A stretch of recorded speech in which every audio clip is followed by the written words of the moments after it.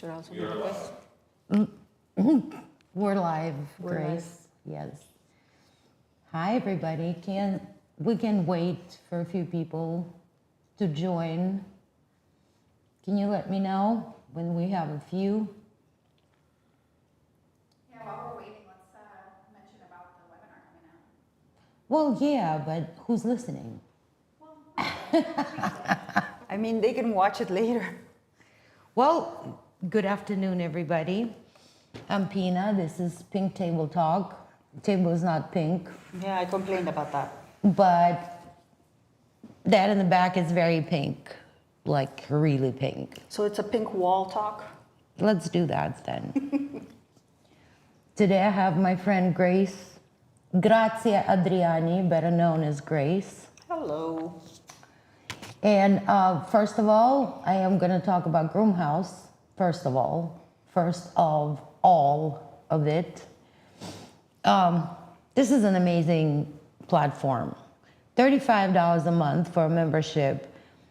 You're not going to believe how much information and content you're going to get for that $35. It's funny. It's literally funny how cheap it is. But the goal is for everybody to be able to afford it, so you can actually get all this amazing content without any limitations, guys. So please think about that. It is amazing. $35 a month. It is, and it's great content. I think it's the most up-to-date content out there. And the quality of it is freaking amazing. Really so you got people... well curated, right? Extremely. You got people like Michelle Evans, Ann Martin, Lindsay Dickin, Grace, myself. I mean, who else? And we're lately good at finding some hidden gems out there, right? For some pet grooming. There's some new great stylists that just filmed some great pet content. We also have Gabriel Feitosa, the big famous guy. There you go. Mm-hmm. So, I mean, there's a huge variety of legit, great instructors. Right, and after they film, I know you've done it when I've done something for Groomhouse, you go over it, right? I do. And you check. And you make sure that whatever I'm saying, that there's no BS there, there's nothing wrong, that there's, and then once you go over it and approve it, then it goes out. So I really appreciate that, because people that are watching this and want to learn are learning things that are correct, which is super, super important, right? Yeah. So, I'm also gonna talk shit. Okay, so we can do that. I do approve every instructor that goes on the platform. So whoever kind of knows me knows there is no bullshit in the content. And then every video goes through me. I watch it every second. I listen to every word. Right. And then it goes live on the platform. Right. So people can be sure that what they're watching is, what they're learning, the content is right, is correct, it's going to be useful. Yeah, I'm going to use this word a lot. Legit. There you go. Legit. Legit information. Yeah. Nowadays, it's pretty important Yes. to have a legit information for pet groomers, cat groomers, dog groomers, creative groomers, all of it. And it's not just educational, it's also all other stuff. You have Nick Sklar talking about scissors and equipment. I mean, you have a lot of different content. It's not just in the grooming industry. I mean, there's so much out there for anything. I mean, anything. You can Google and find information, right? The problem is finding the right stuff. Legit. The legit stuff. Right, and especially for people that are just beginning, right? Because once you've been grooming for a while and you go out there and you watch something, you go, that person isn't teaching this correctly. But if you're just learning, you don't know that whatever that person is telling you is not right. Exactly. And you're learning something and doing it wrong. So that is so bad. That's one of the things that me. We've had this discussion several times, right? That it just irks me when somebody is out there teaching something and they're teaching wrong. That's not fair for the groomers No, that are it's out there, and not. they're trying to learn. It really isn't. So- Because we're not professionals, who is there to say You this can't information? teach. Oh, Right. you can't teach. You can't teach. You just started grooming, So- 2 weeks ago. You cannot go out there and teach. So everyone's Yeah, that fucking doesn't- teaching yeah, out there, that doesn't which, exist, you know, whatever. So this platform gives you the legit instructors. You can be sure of that. And I have looked all over and I know, tested a lot and of people tried, do. yeah. And what you find at Groom House, and not just because I'm sitting here, but really what you find in Groom House, I haven't found anything that I've been like, oh, this is useless, this didn't help me, this was boring. Everything is Yeah, great. great content, Yeah, absolutely. everything And a is lot great. of it. How much content do we have approximately on Groom House? A lot, right? 3 years. 3 years of content. So yeah, there's a lot of content. The only thing we're lacking in right now, I feel like, is sporting dogs. I don't think we have any sporting dogs content out there. Yeah. So, speaking of which, on the 23rd of this month, Golden Retriever coming up. It is going to be a show trim with all of the tips and tricks on how to groom a Golden Retriever. Now, there's a misconception out there that there's nothing to do on the Golden We just Retriever. I had a client, I told you about him, right? A client with a really nice golden bitch that came over. He has this bitch for over 2 years now. And it's always been bathed. Bathed and brushed, So- and not even correctly. Not because even brushed correctly, and So he Because- calls me and he's like, and I'm like, okay, so you want it groomed? And the guy is, what do you mean groomed? And I'm like, okay, bring your dog over and Yeah. And when he got his dog, the guy was like, what? This, from, it looked like on So- top, well, the curlies to a nice flat jacket, everything nice and Bring neat. out the shoulder, the neck, the feet. I mean, there's a Goodness, lot of work. There's so much that you can do on a golden. That's a great breed for people because everybody has goldens in the shop. Yeah. And if you're the one that does them really nice, you know how it is. And they go to the park and they're like, blah, blah, blah, so and so. Exactly. bring Well, my this is- dog. And it's In my opinion, this Wonderful. is one of the breed that there's very little difference between show and pet groom. Unless, people want them shaved, which is a shame, Yeah, but no. sometimes they do. But whenever you groom a golden, there's very little difference between your show groom and your pet groom. Right. The only difference I think there is when you pet groom a golden, you take a little more undercoat out, just so it doesn't shed that much. Right, yeah. On the show golden, you leave undercoat in. So on July 23rd, Angela Lewis, who's showing a golden right now herself, trying to get a championship, is going to show groom a golden retriever. That's very cool. I So think that's July 23rd, awesome. guys, at what time? 1 week exactly from today. Yeah, 1 o'clock. 1 o'clock. 1 o'clock, yes, I knew that. It's 1 o'clock.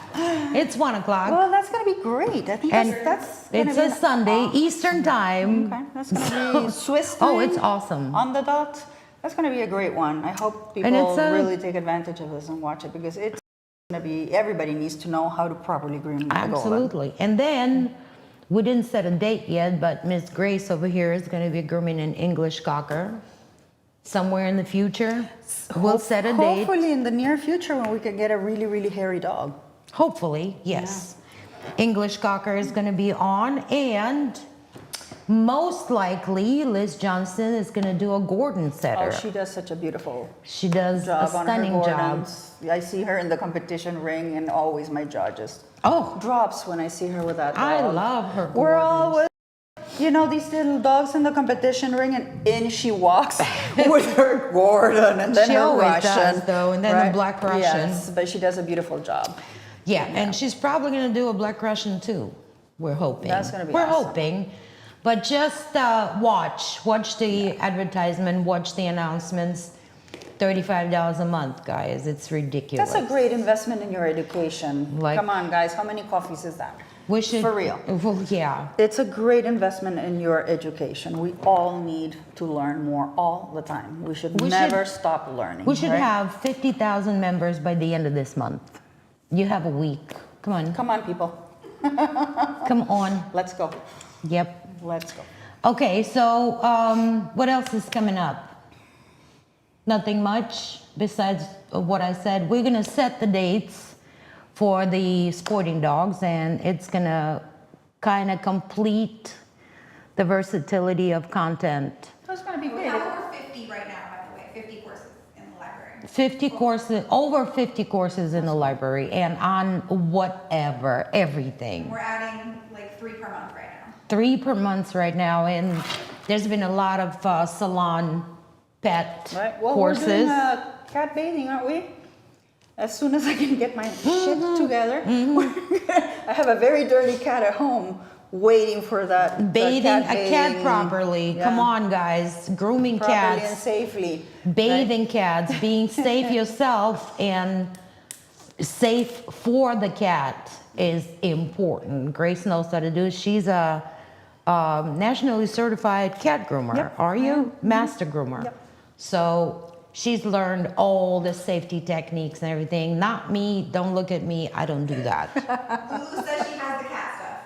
Oh, there we go. We have the cat Oh, stuff. so we can set All a date. right, we can set a date. We were waiting Awesome. for our. It's gonna have to be end of the month when I come back from All Yeah. American in Vegas. We have to wait for. I gotta tell you, my cat is disgusting, and once you are It's disgusting. for real, you heard me, he would be very annoyed at me. Well- but once you're used to having a clean cat, and you know the difference between a dirty cat and a clean cat, you cannot live with a dirty cat anymore. Do you want to look at my Kerry Blue Terrier right now? I was supposed to groom him this weekend. Uh-huh. It is all your fault. It's all my fault. And he hasn't been bathed in like- a month. That is all your fault. Hey, I was out of this country for 2.5 weeks. You were supposed to come and get the dog and do it. Okay, I'm joking. Yes. Whatever. But yeah, I need. But you it know needs me. to be done soon, though, Yes. because I'm gonna throw him on the street. He's gonna be a stray dog. He looks like You you can't- just picked him up from the gutter somewhere. You can't look Poor at him and thing. think, oh, that's a groomer's dog, not to mention my dog. Yeah, well. Okay. That's because you haven't seen my Carrie Blue. She looks like a mop right now, and I'm actually embarrassed because I'm traveling with her to Houston and to groom Texas, and I was just thinking this morning, how am I going to take her out of the car and into the ring? This is embarrassing. She looks. It's she doesn't not, look like but a Gary. the transformation She extreme has makeover this is going much to be coat. amazing. She's not even her same color. She's black. She's so long. She's black. All right. Well, do we have any questions so far? Probably not. We're just talking shit. Not at the moment. Huh? Not at the moment. Okay. So Grace texted me last night and said, "What are we talking? What are we doing tomorrow?" I said, "We're talking shit." So, and she didn't know what we're talking about. And just now, I'm just 10 sitting minutes here. ago, she says, "We need to do something about competitions." This is exactly what I was planning. Oh, there you go. So great minds great minds. think alike. Yes. Before Absolutely. that, I want to talk about something else. Since we're live out there publicly, and I'm sure not only competitive groomers are watching us, or maybe even public that's not groomers watching us, I want to talk about, because it's not known out there, I want to talk about this whole thing with the grooming competitions, right?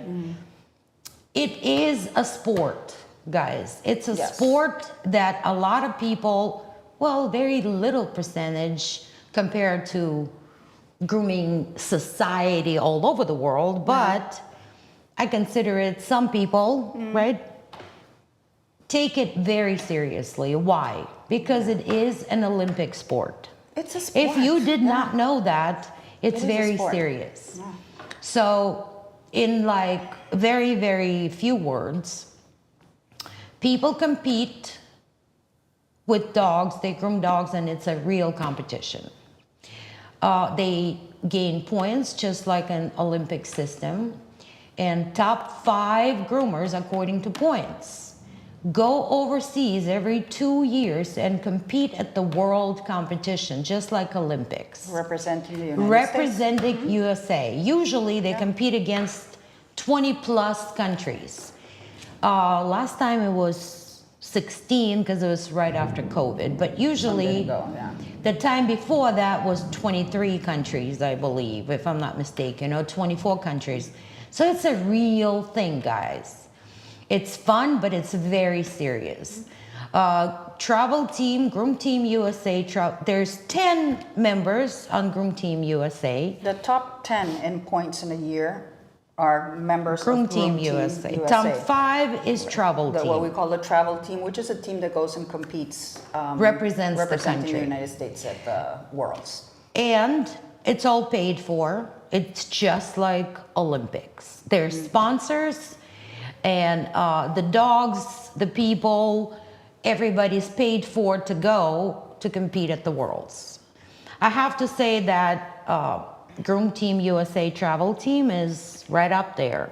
Well, they've always been like gold, silver. For the past maybe 10, 12 years, yes. They're one of the top teams out there. Yeah. I'm a member of 2 gold, 1 silver teams. And Grace, as of right now, is #1 in hand strip. So that means as of right now, she's going overseas, and she's going to be our hand strip person. It's kind of like if you think of swimming Olympic team, right? You got really freestyle, good. you got butterfly, you got this, you got that. You got the specialties, the different So specialties. there's only 4 active members that actually groom: hand strip, poodle, scissored, and gun dogs. And number 5 Gun is dogs alternate. Sporting, for those that don't know. Sporting It's called for gun for dogs. us. In Europe it's gun dogs. So the top pointed person on each one of those specialties is the one that goes on the travel team. And then you have, to me, the most difficult one, which is the alternate, because the alternate needs to know a little bit of everything in case something happens to one of the top pointed. They have has to to go be in top on every breed Right, they're so they have to grooming. be, that is the most difficult position, I think, to be the alternate, right? Yes, It's the and- most nerve-wracking one, I think. There's extremely responsible person has to be the alternate, and it's a big shoes, Right, big shoes to fill. Yes, but to get there, to this point that we're talking about, a lot has to happen. A lot of planning, a lot of money, investment. Right. Well, see, here's the deal. Everybody starts competing differently. It's not one plan for everybody. And just to have a perfect example, me and you sitting here. I remember how I started. Do you remember? Yes, I remember how you started. I also remember how I started. It was by accident. I started competing on the bet with my friend. Never wanted to, it was never my goal. But then as I started, it kind of grew on me. When I was #1 in the country, going overseas to compete for the team, I had no fucking idea what that involved. What it I meant, had no idea. Yeah. So I learned as I went. And that is why it's so important to have a good mentor. Well, I Right? didn't. Because So- you didn't have a mentor, but I did. So I didn't have to go through all the stuff that you had to go through. So here's the difference between you and I. So please let us know how it all started and what got you hooked.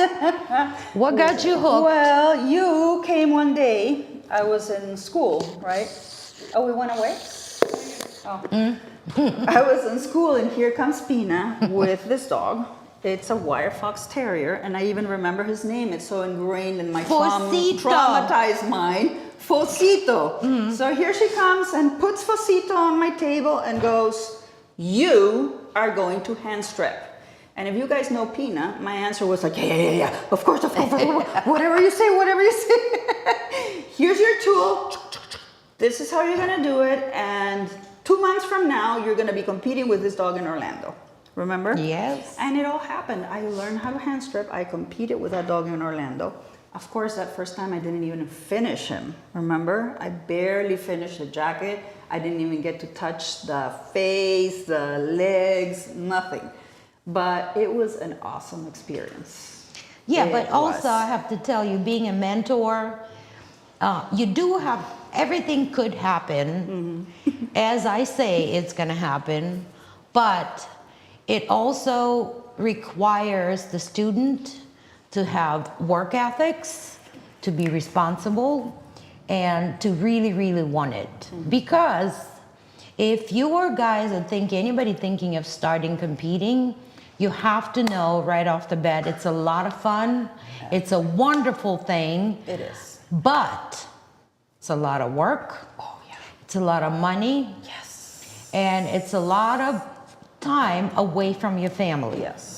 It's when you compete seriously for the groom team points. Right, when you're going to Right. trying to hit every single competition. It's different if you're like, okay, I live in Florida, let me go to Fun in the Sun. I mean, that's different from real competitive grooming, which is when you're going for points. Then you have to travel all over the country. Exactly. And if you don't have a sponsor, which sponsors are not that big of a deal, Few guys. and far between Yes. that are actually good. And we grateful for the I never had one, but whoever has sponsors should be extremely Yeah. grateful. Grace is sponsored by Artero. Thank you, Artero. And They're a I've been- great company they to support are, us. But like you're But saying, it's still not everything. You still have Right. to know, you can't expect for the the sponsor. sponsor's not gonna be like, oh, No. magic wand, ping, and everything No. is gonna work out. That doesn't work like that. And it's also hard to get a sponsor.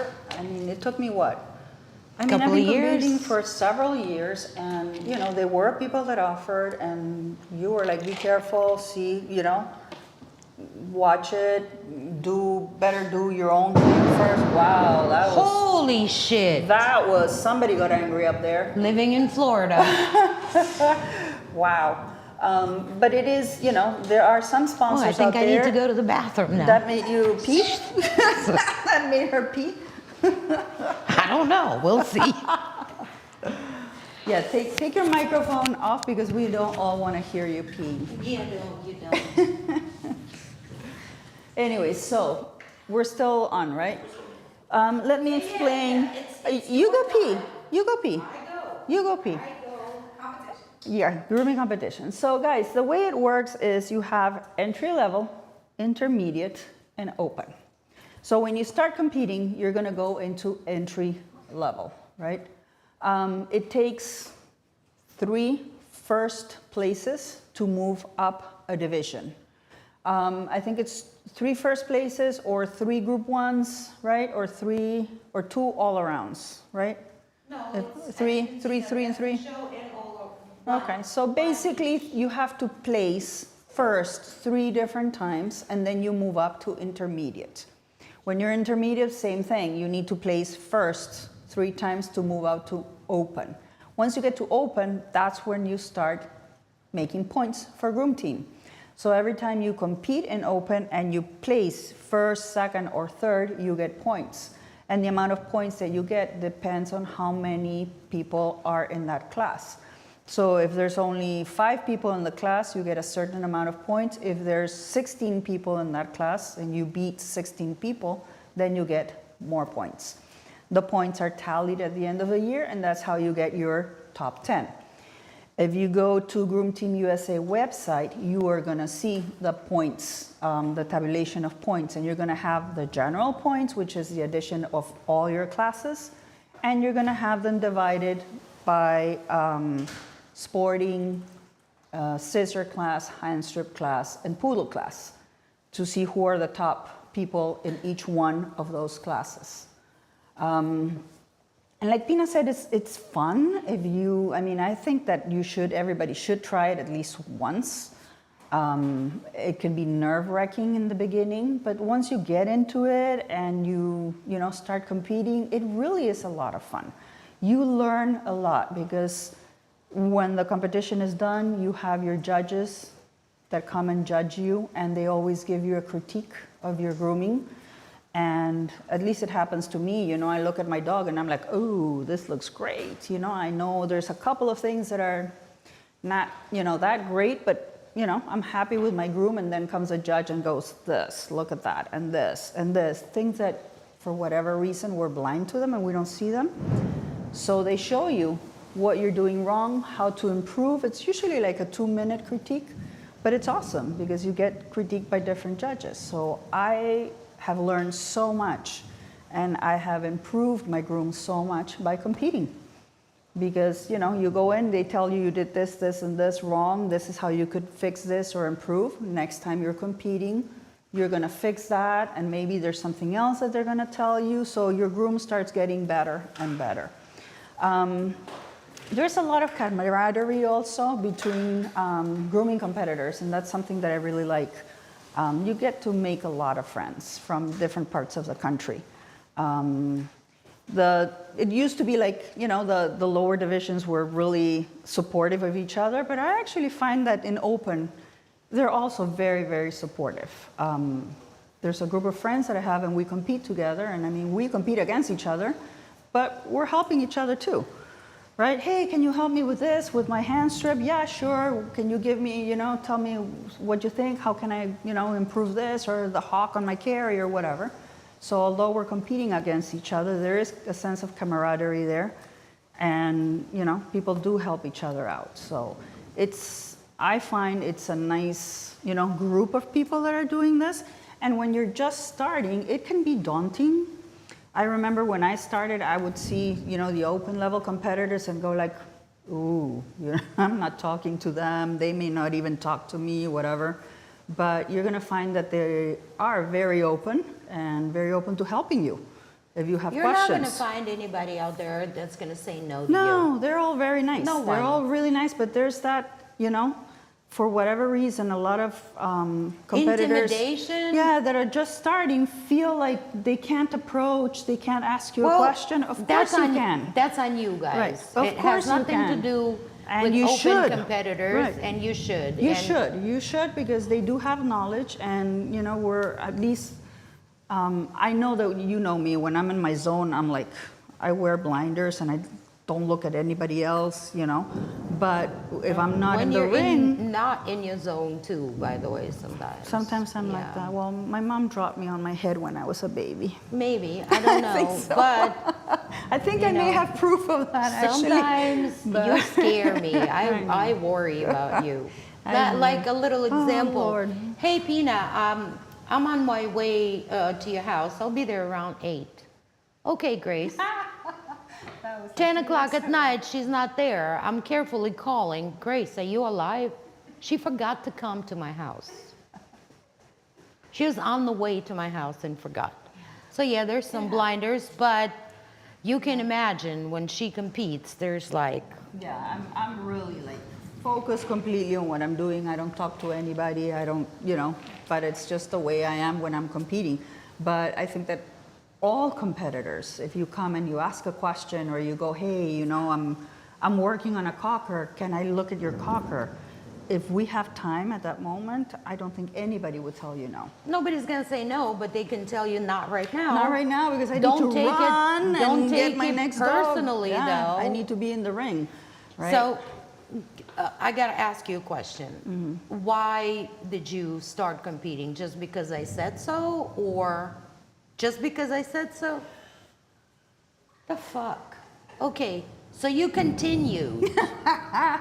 Why did you continue because I really going enjoyed for it. it? I really enjoyed it. It was, if you hadn't pushed me to compete, I probably wouldn't have gone in the ring that first All time. right, so the first Truthfully. push was mine, but Yes. then I had Yeah. nothing to do No, with you then continuing. I loved it. I thought it was, like I said, it's intimidating at first. You're scared. I wanted to go pee, I don't know how many times when I was in the ring. But, it's so fulfilling once you groom that dog in 2 hours. And you look at it and you go, oh my God, I actually did that in 2 hours. I came in with a Chia Pet, and look at it. It looks like a Lakeland Terrier. Yeah, it is So it's fulfilling. very fulfilling. And then, like I said before, you learn a ton. You know me, I'm always wanting to learn. And that's the other thing that, I found that I get to be able to find critiques from judges that people that I would normally wouldn't even see in my state, because they bring them from all over, even from overseas, to come and judge you. So that was great. Yeah. That was great. Let's talk about the very basic beginning. Let's say somebody's sitting there listening to us and knows absolutely nothing on how to actually start. Right. What do you do? How do you find Dogs. dogs to compete with? All right. Like, how do you enter a grooming competition? Where do you go online to find them? Well, that is a Where- sport on itself, in and of itself. Entering Right, grooming so competition. people don't know. Let's Right. say somebody's in Wisconsin. What competition do they start with? How do they Right. Well, I think enter? like I did, it was like my local competition. I'm in Florida, we're in Florida, fun in the sun Right, is in but if Orlando. not for me, you wouldn't even So- know there's a competition in I wouldn't Orlando. even So have how known. do you? So you go to Barkley. Barkley's website has most of the competitions there. Even not Barkley shows? Some of them. I think they have World Pet Association shows. Okay. I think Groom House has a list of all the competitions There you go. on their website. That's so you where can I'm go trying there. to guide you to. too. Yeah, there you can find, look for the information and it's going to tell you month by month what shows do you have. And I would start in a local show.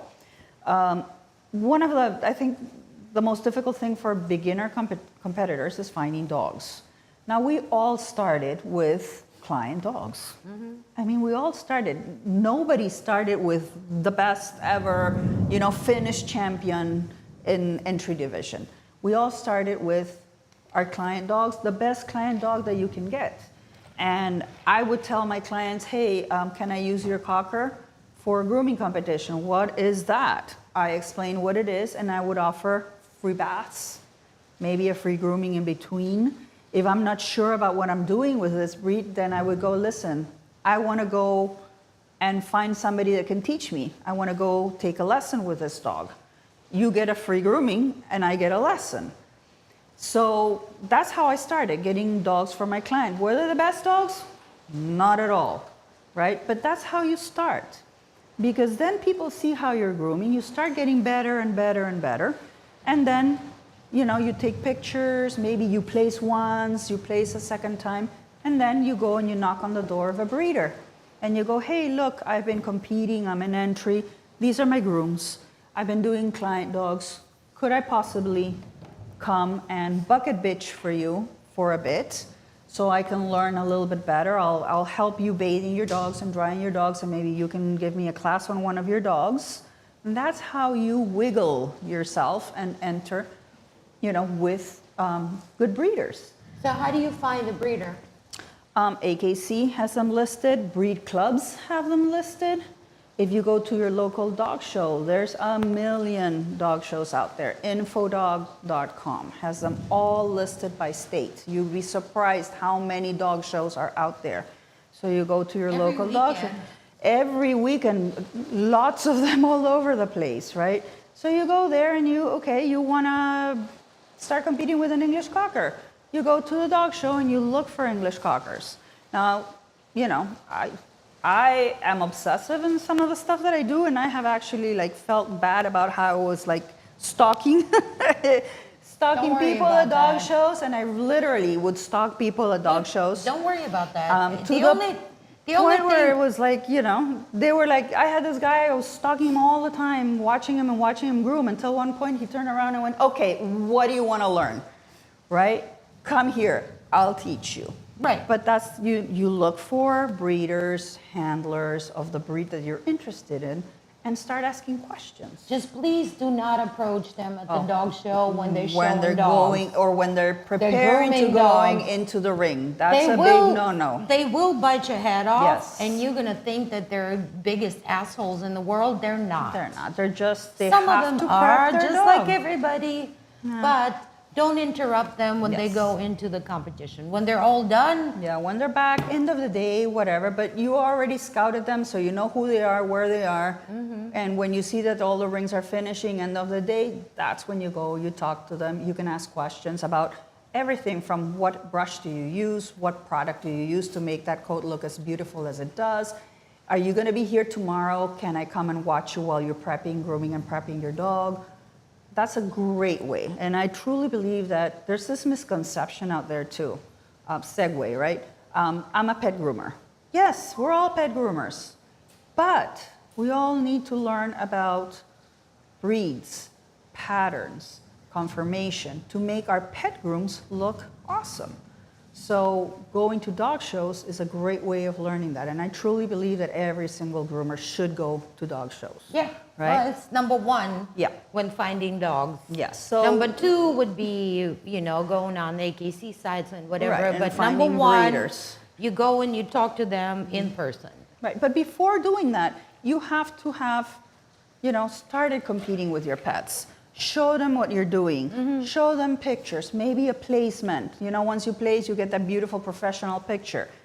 Nobody is gonna come, oh, I've never groomed this dog, I've never competed before, I want your show dog. Not gonna happen. You're not gonna get it. It's not gonna happen. So when you look at competitors and go, how do they get these beautiful dogs? It's been a long time that we've been working patiently towards, You have gaining to- the trust of You these have breeders. to prove yourself. Exactly, in order for them to Yeah. give you the dog. And once you do get the dog, that's to me part two, super important. You have to be honest. You have to, whatever you say you're gonna do is what you're gonna do, right? Because if not, they're never gonna lend you the dog again. And these people all know each other. Oh, yeah. So if you don't keep their dog in really good shape, return the crate with poop and pee, say you're gonna pick up the dog and don't show up to pick up the dog, stuff like that. They all talk to each other and go, guess what so-and-so did? You're gonna be blacklisted. And you're not gonna be able to borrow a dog from a breeder ever. And we know, it's happened. Oh, yeah. It's happened to a lot of groomers that cannot get dogs because they've not been, So be careful. Nice. So be careful It's when you not. get a dog. It's a wrong word. Not be careful. Be responsible. Yeah. Be Be ethical, be ethical. responsible. If you seriously want to do it. Take care of that dog like it was gold. Yeah. Right? It's not your dog. Where are we Somebody's without trusting dogs? you. Dogs are everything. Yeah. But you got to And take care of you know them. me, I pick up a dog from a breeder. I text them, once I agree that I'm going to take the dog, I text them a week before, what time I'm picking up, the day before. When I pick up, I text them, we're at the hotel, we're leaving the hotel the next morning, we're at the show. I mean, I keep them up to date with what's going on with their dog. And I always return a clean dog, completely clean, right? With an impeccable crate. If there's medicine, I've given every single med, whatever. I really, really the dogs go before me, basically. They should. They go pretty much before me. should. Yes. Yeah. So that's So, really important. If there's anything that we're missing, anybody has questions on how to start competing, please ask questions, which we're going to talk about competitions, Yeah. and I'm going to let you know my thoughts on something that needs to change. There's, like we already said, it's a lot of fun, it's serious, Yes. it's a sport, and we all, whoever competes, are competitive people. Now, are you a competitive person, healthy competitor, or are you a sore grape? Right. That's another thing you have to ask yourself. If you go with your confidence and your ego, let's put it that way, and compete, and you do not win, sportsmanship is a really big deal. Yes. Now, you cannot act like an asshole. If you did not win, there's definitely a reason for that. And you're going to not win more times than you're going to win, right? You Right. lose more times than you win. You lose more times, Yeah. but every time you lose, you win by learning. That's always. Now, please ask yourself that question, guys. Am I a healthy competitor? If you be honest with yourself, don't talk to anybody, just be honest with yourself. If you're okay with losing and having some benefits to that loss, then you are probably going to do really well in the competition. Not just losing, but have somebody come and tear your groom apart when they're No, critiquing that's- it. that's- You yes. have to also be able to Take a that, critique, right? Yeah. That's one. Two, try, see how you feel. Because sometimes you don't know how you're going to feel. Yeah. If you've never competed before on like a pretty big stage, I mean, With we people have, watching you, because there's a People lot are of people watching all you. around the ring watching you, yeah. So, I mean, we have, on average, probably about 20 entry competitors. Probably at every competition, I'm thinking, Yeah. right? So, it's a pretty big kind of stage for a newbie. Yes. So, go try. Some people love it. Yes. Some people think they're gonna hate it and they love it. That's what I'm And, saying. Some You people think gotta they're gonna go- love it and they don't like it. Once they're in there, they really. I've Too seen much people, pressure, yeah, too much suffer, this, right, too much in the ring. that. Literally suffering because Yeah. they just can't take the pressure Right. or the people watching or yeah. And some people end up absolutely falling in love and being addicted to it and get all the way up to groom team or travel team, whatever it is they want to go to. But I would probably suggest don't make huge plans Right. for your competition career before you get your feet wet. Yes. And see how you feel. If you win, see how you feel, and if Right. you lose, see how you feel. Yeah. Now, if you win your very first competition, go to the next one so you can lose. Telling you the truth. Yeah. And then see how you feel about that. See how that works out for you. You agree with that? Absolutely. Okay. Now, I've lost more times than I've won, that I've Right, placed. right. But to me, the important thing, as you've seen me, when I'm angry after I've compete, is because I feel like my groom wasn't better than the last time or equal to the last time. but you're not the only one in the ring. What do you mean? Well, your groom might be much better than the last time, but you're not the only Yeah, one but in I the ring. usually compare myself to myself when I'm competing. So when I go in, I go, okay, these are the things that I have to fix that I didn't do last time. And you know me, a lot of times I fix that stuff and I unfix stuff that was great last time. So that happens, right? So I compete against myself. So if my groom this time was better and I'm happier with it than last time, I'm great. I don't care if I placed, didn't place, whatever. To me, that is already awesome that I improved my groom. So my goal when I go in to compete is, let me improve this groom. Not I On the want to personal place, level, I that's- want to win. I'm thinking about, I want this groom to be great. I Right. want to improve Well, on this. I this always groom. say, do not compete for the judge, Right. and there's nobody around you.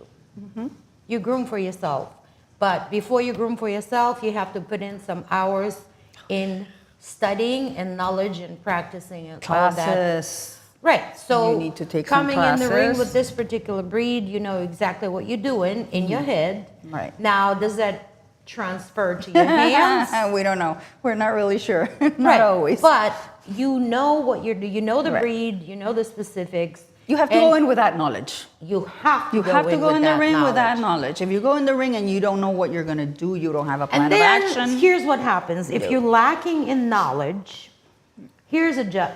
Well, we'll talk about the judges in a minute. But here's a judge. Oh my goodness. The thunder. That gives you a critique, and you try to fix stuff according to this judge's critique for the next time. Now you have a different judge next time, Right. and if you don't have that deep knowledge, oh, poor Rockets, poor dogs in this Yeah, this Florida shit. So next judge is going to give you a critique that's going to completely contradict the first judge's critique. it does happen, yeah. And then you're going to fix for that judge, and in the end, you're completely clusterfucked. Right. And you completely don't know what the fuck you're doing anymore. Yeah. So that knowledge has to be there coming in. Now you get a critique, and then you go, oh, this little bit It's I can helpful. probably use. Next time, oh, thank you for that. That little bit I can use. But that only comes with the basic knowledge of Once what you you're doing. really know what you're supposed to be doing on that If you dog. go into fake it till I make it, that's not going to happen. You're not gonna You're not make it. going to fake it. You're That's not for gonna sure. make it, yeah. And then start to groom for judges. It's not confirmation, guys, in my opinion. Only my opinion. Confirmation, yeah. you can kind of go show dogs to the judges that like your type of dog, whatever. We're not going to talk about that. But confirmation, yes, it's useful. Grooming contest, not so much. And it takes a while for that to click in your head, because you're in there and it's your judge, right? So it takes a while. You really need to learn that breed and start mastering that breed and be confident in what you know you're supposed to be doing, which again, doesn't necessarily in 2 hours and all the stress translate into your groom, right? But you have to have that confidence in your knowledge in order to be able to pick Yeah, those but if your little breed, bits of information let's from say your you're judge a breed to apply. specialist, and it happened out there, and it still happens. Somebody who's a breed specialist competes with their own breed, and then the judge comes and gives them critique, which makes absolutely no sense. Yeah. Now that happens too.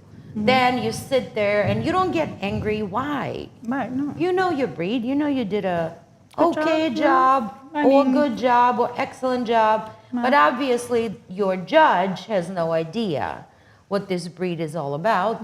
And you go, all right, good. Then next time I'll groom a different breed for this judge. Right. That is probably the extent of choosing judges. After a certain critique. That was, for me, that Right. was like that for me. So something like that is probably a good idea. Oh, from the critique, I totally know you have no idea what you're talking about. So I will not be competing with this particular breed under you next time, period. But that critique, you're obviously not going to use. Right. I And don't so even you know say, who my thank you judges for are your when I go in. time. Yeah, I didn't know who my judges I have were. no clue who my judges But- are when I go in. You say, thank you for your time. Always be respectful Yes. to the judge. Yes, absolutely. And you go and make your own decisions. Yeah. Don't you blindly groom for a judge. So being a judge, I'm telling you, that's probably the best way to go. Now, question, what do you think? I'm gonna put you on the spot. Oh, damn. I need to go pee. No. What? What do you think about conflict of interest policy in groom team sanctioned competitions? Oh, you know my opinion about that. No, I don't. Not completely. Well, I think that once you, I mean, Okay, wait. Let me ask you. Before you answer, let me ask you something else. Do you think grooming competitions are political? Yes. A lot of time they are political. Okay. What's political in your opinion? What is it in this situation, in grooming competitions? I don't know. I guess. So let me help you. I don't think it's political at all. I think it's bias.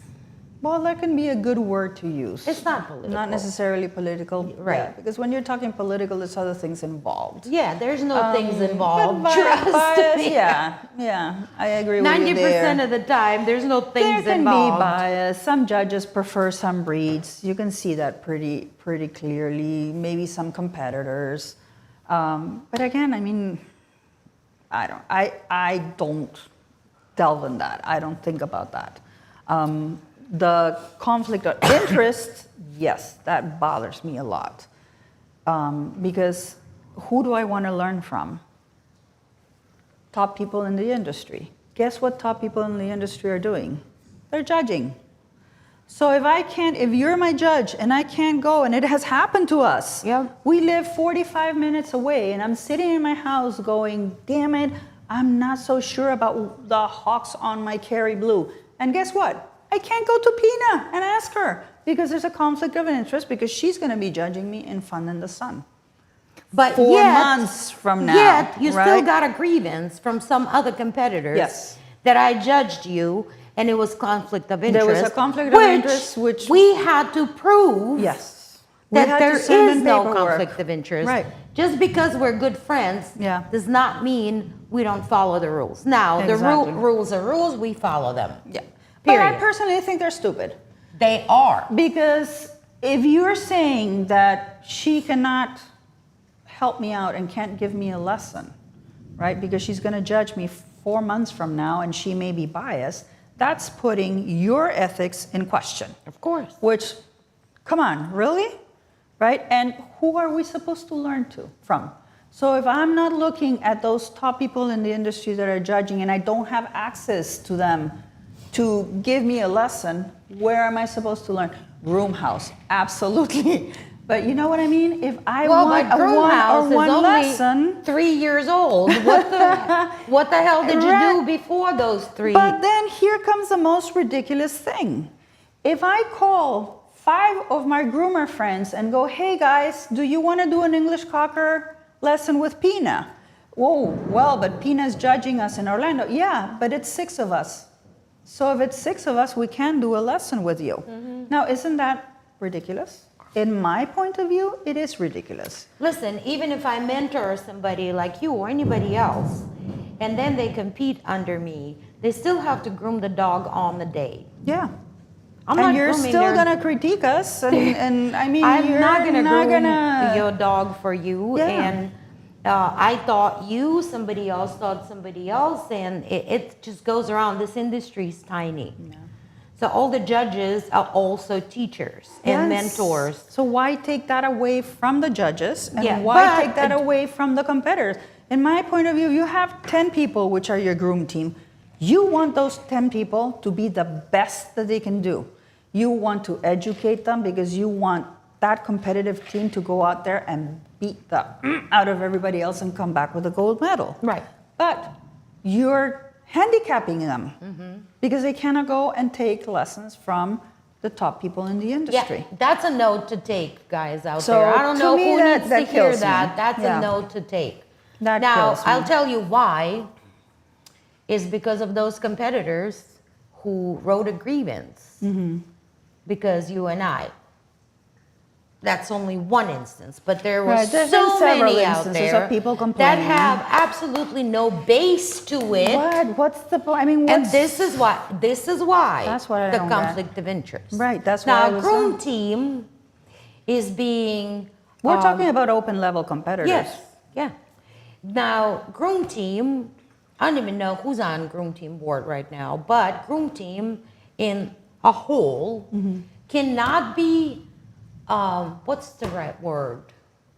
They need to set the rules, the legit rules for the team, and don't go and change them because one sour grape made a complaint And or messes it 2 up or for 3. everybody else. It Right. needs to be fair rules for a competitive world that is not influenced by a complaint of somebody who's a sour grape in competition.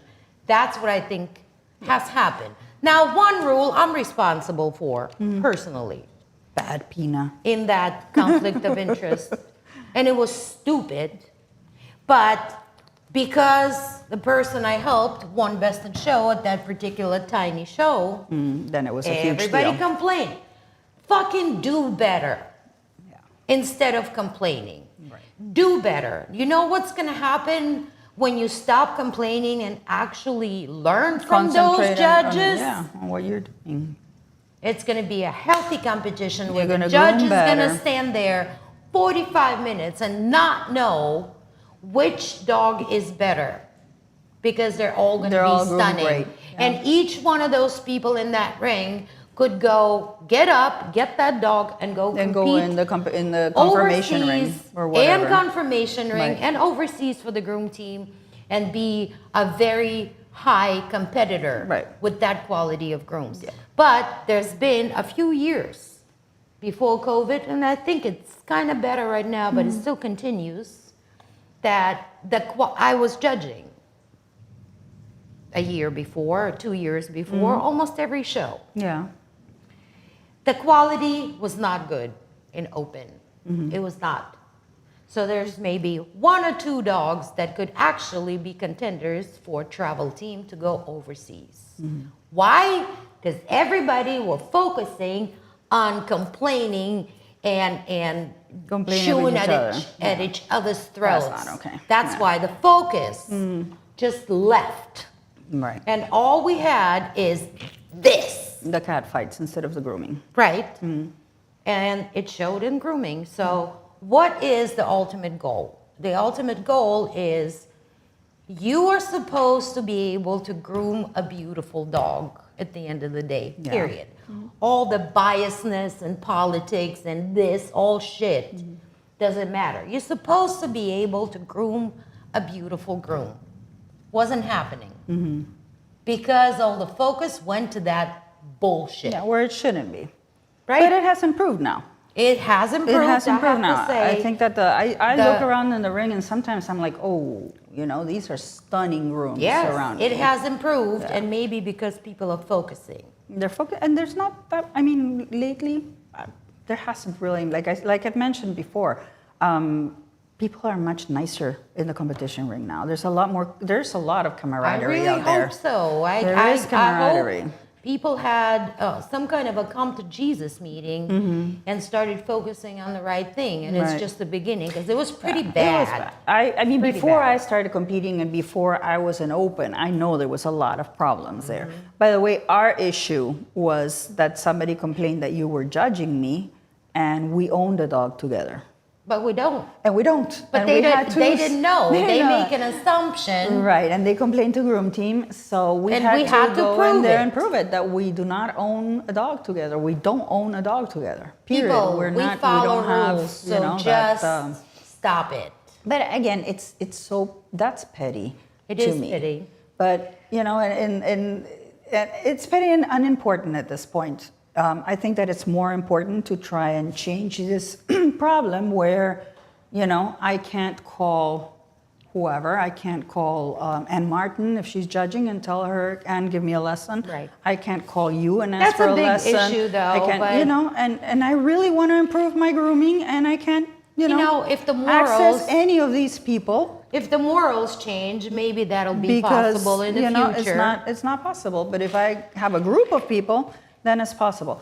To me, that changes nothing. If it's one person, two people, six people, what's the difference? It's still a lesson. You're still learning. So why not allow one person to do it, two people to do it, and why six? Yes, we What's the don't- magic number? It's half a dozen of Six. eggs. What's the issue there? Well, I think we just don't. I don't think we understand really all the details of what's behind the reasoning. I don't know, but to me, it's. I mean, pretty why stupid. 6 and not 4 would be my question. You know what I Well, it mean? used to be. It makes no sense. Used to be 12 months before you can compete. Right. Now it's and down now to it's 4. So, Yeah, there was a big, yeah. whatever. Yeah. But So- it's to me, it's detrimental to groom team. It is. It's detrimental to groom team because I think we're all adults. I think we're all, doing the sport. We love the sport. And we Conflict of shouldn't have those interest, we shouldn't have it's- these handicaps. it's There are some pretty much- things that yes, you need rules for, absolutely. But I Oh, think yeah, this you one, do. This kind of thing. But sometimes doesn't- it's straight up insult to the judges. Yes, to me, saying that you cannot be honest So if you you- give me a lesson and then you're judging me So 3 you're months taking, later. You're taking away integrity of Yes. your judges. To me, that's a little bit insulting. That it's telling you can't do that. Right. And I mean, Well, you're out there and there's 12 dogs, and I mean, everybody can see if you're judging, and you can't put up the worst dog because it's your friend or what you gave him a everybody lesson sees, or whatever. what everybody sees So I doesn't don't matter know. either, by the way. Yeah, well. It's on the other side of the comb. Competitors don't understand what's going on when, you're judge. judging, yes. They have no clue. All they can do is bitch and moan and complain ringside. That's all they do. I always tell my judges, whatever's going in your mind, can you like vocalize so I can hear what you're saying while you're We've done judging it. my dog? Groomhouse have done it. Played 2 or 3 videos Yeah. of the behind the scenes. Yeah. Right. Yeah. Well, but I Mike, would love Mike it. the judges. Yes, I remember that. But I think it would be great for every single dog that they're combing through, just whatever they're thinking, vocalize it. But So then, you're sitting there but then and you know what they're somebody's saying. gonna get offended. Who else can we offend today I don't know, or but tomorrow? it would be helpful, by I think, doing for the by doing a real, true, honest fucking critique. Right. We can offend people. Yeah. Hey, I'm not making fun. I understand people are different. Yeah. And so that's why publicly nobody hears what we say. Right. But whoever wants to we can actually record and give him a tape. There you go. This is Whatever. what I thought about your dog. It's a joke, right? And I understand some people I don't want them to get offended though, and they get Right, offended. but it's not okay because But you're giving them a critique you're not for learning their that way. benefit, right? For their, and I mean, we have a mutual friend. We do? Yes, we have a mutual friend that's in poodles, without mentioning names, right? Yeah. And you and I know that I don't poodle. So for everybody out there, no, I do not poodle. I suck at poodles.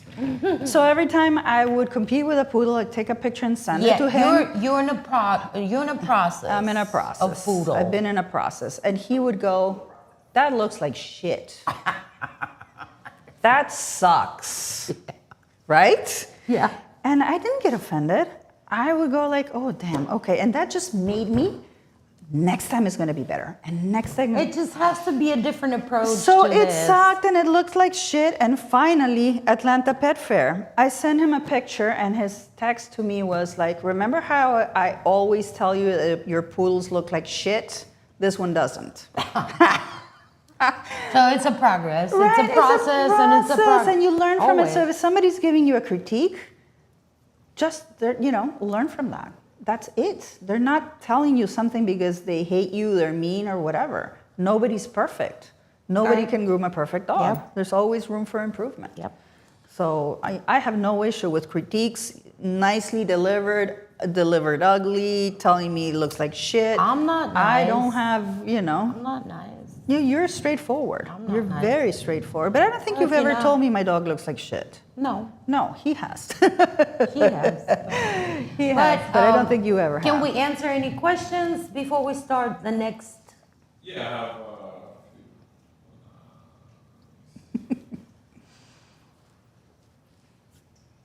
so we'll start with this one real quick.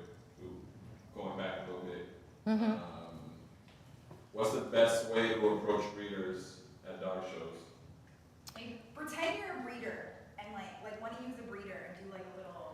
Oh, well, like I said, I stalk them. So at least they know my face. Every dog show they go, my face is there. Well, it just has to be very cordial, and after they're done showing, Right. make sure that you approach a dog person at a dog show after they're done showing. And I would do something like this. I'm sorry, excuse me, my name is this and this. I'm a professional groomer. Here's my work. I love the breed. You have to say that. Yes. You have to say to a breed person that I you love your breed. absolutely I'm super love their interested. breed. I want to Don't learn lie. your breed. If you don't love the breed, don't go to that person. Right. Well, But you shouldn't be looking at that breed Right. if you don't like that breed to begin with. So Can to compete. can I please help you with anything in order for me to maybe someday be able to groom your dogs for a grooming competition? Period. Yep.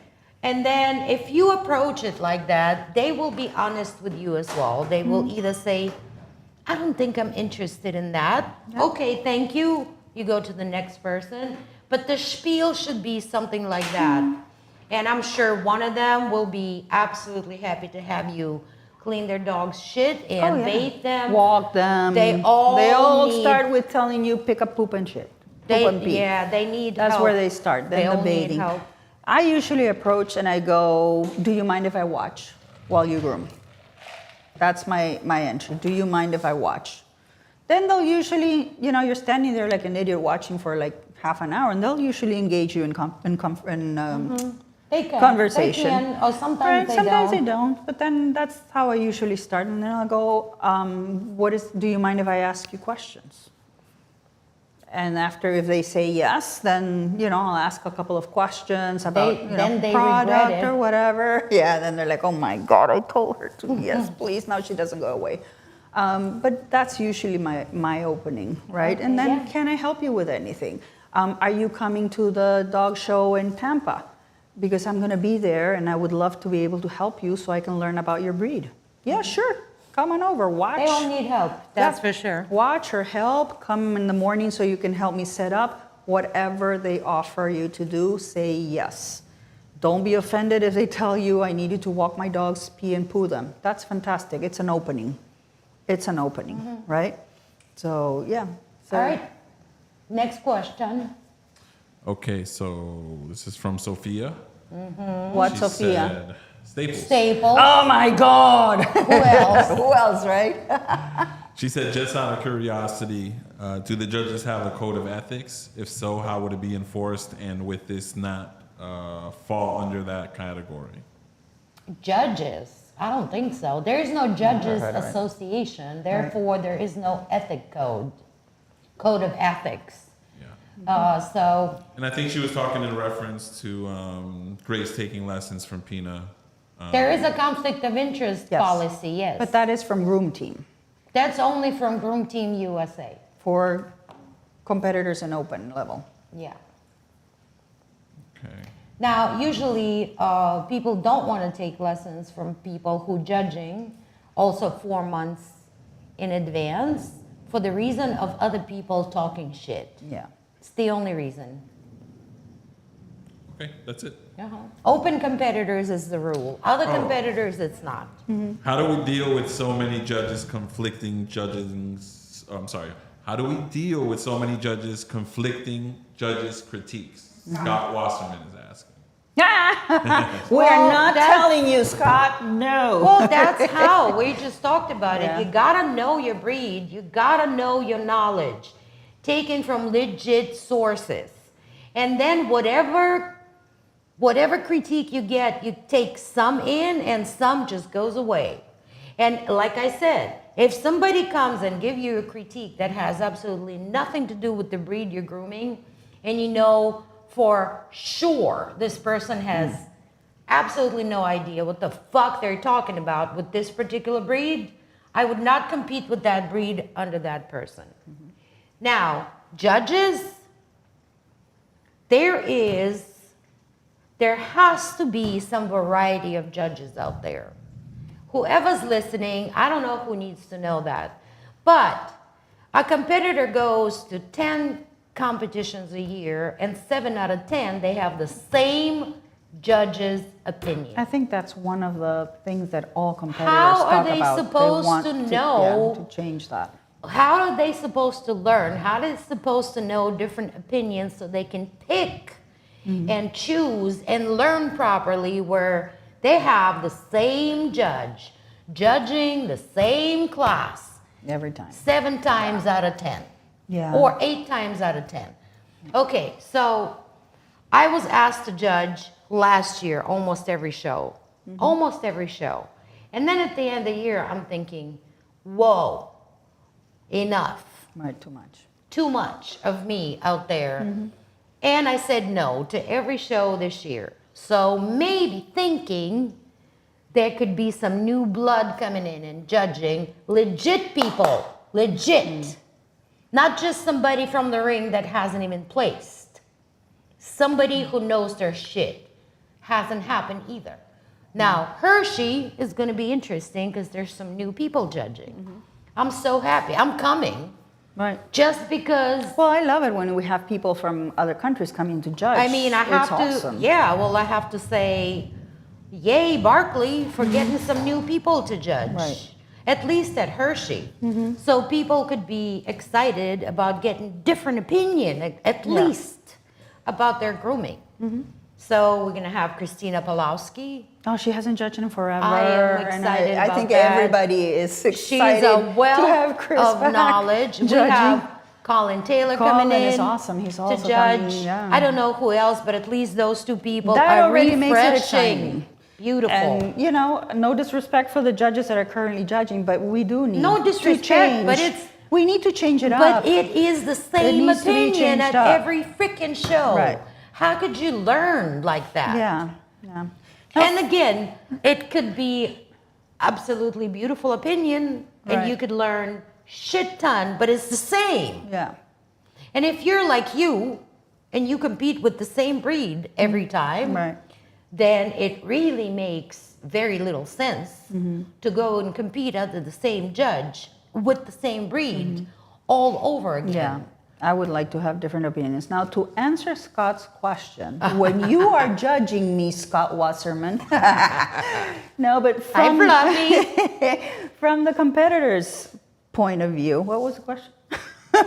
How do you deal with different Right, opinions so of different judges? From That from doesn't the make any competitor's sense, point of right, view, Scott? right? I try to take a little bit from, sometimes they tell me stuff and I go like, ooh, wow, okay, yeah, right?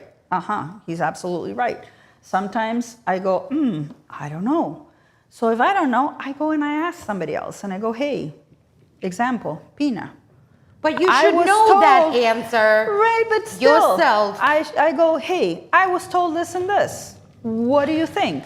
You know what, Grace? You're absolutely wrong. What they're telling you is right. Great, I learned something. You know what, Grace? What they told you is wrong. Fine. But then, see, you the reality is what I do is I open things for you to see. It's not just my Yeah. blah, blah, blah. I know what I know. But you and a lot of other people, we need to work through what we know and trust what we know. I get AKC standard, I get UK standard, yeah, I no. get FCI standard, I get all these breed clubs for you to read and see and prove to you that whatever you just heard is wrong, bullshit. right? And she does that. She does that. I do that. She does that. I'm not she's just like, gonna here's say a standard, read it, educate yourself, right? Yes. But I do try to I listen to everybody, and even if it's, ass Jay is today, Jay tomorrow, Jay after next time, I try to get, and sometimes I even ask different things, different opinions. So if I know that he critiqued my legs last time, I'll tell him, I worked on my legs. Yeah, they're better. So what do you think about whatever else?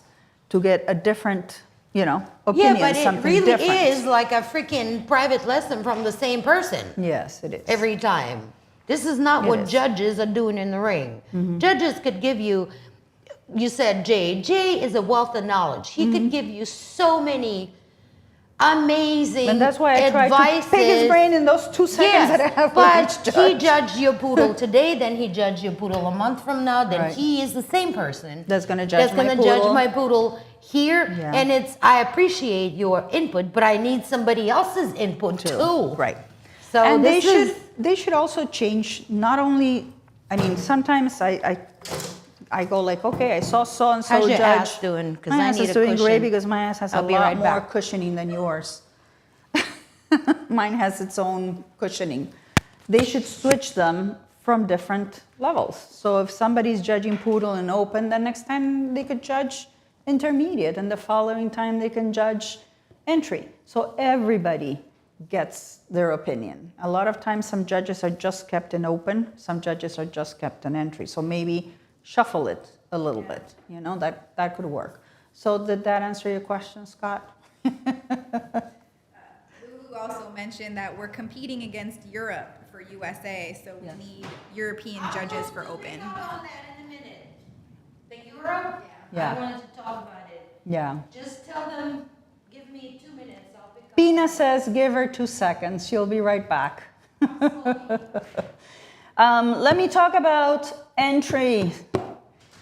Signing up for a competition. That is a sport in it of itself.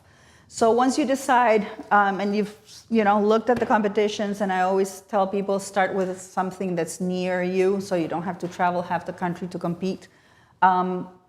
If it's Barkley, or if it's an independent competition, or if it's World Pet Association, they will usually announce on their Facebook page, we're opening whatever date, right?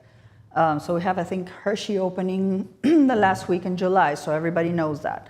So they tell you we open at noon. Registration opens at noon. Barkley is now doing 1 day entry, the next day intermediate, the next day open and creative, I think, or the other ones. So you have to sit there on your computer at 5 minutes to whatever the time they said and be ready like a ninja. Because the moment it opens, it's full. How does that happen? I don't know, but it happens. So there's so many people trying to register, and there's a limited amount of tables in each competition for each level, for an open, intermediate, and entry. So literally, the clock hits 1 o'clock and you go on there and you register and it's 1:01 and it's full. So you have to just, it's luck of the draw. If you get in, great. Price-wise, I know that Barkley is $149 for open. It's a little bit less for intermediate and a little bit less for entry level. I don't really know how much it is now. Their website is going to tell you all that information. If you don't get in and it's full, you will get a little thing that says no longer available. It's full. Usually you put in, let's say you want poodle. They ask you if it's entry, intermediate, or open. Then you have to put what size poodle you're competing with, and then you go to your cart and you pay.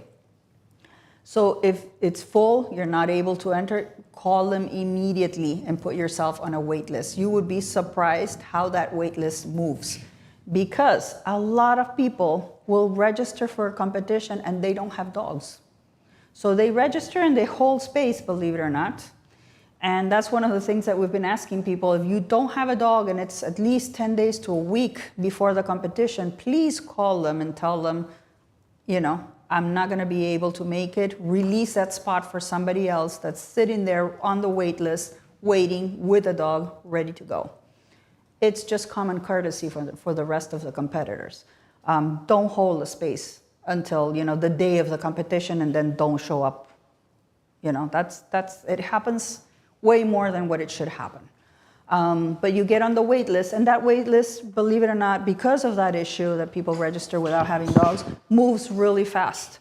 There's even a wait list for the day of. There's people that don't show up the day of the competition. So if it's a local competition to you, show up with your dog and tell them, I'm here if something opens up.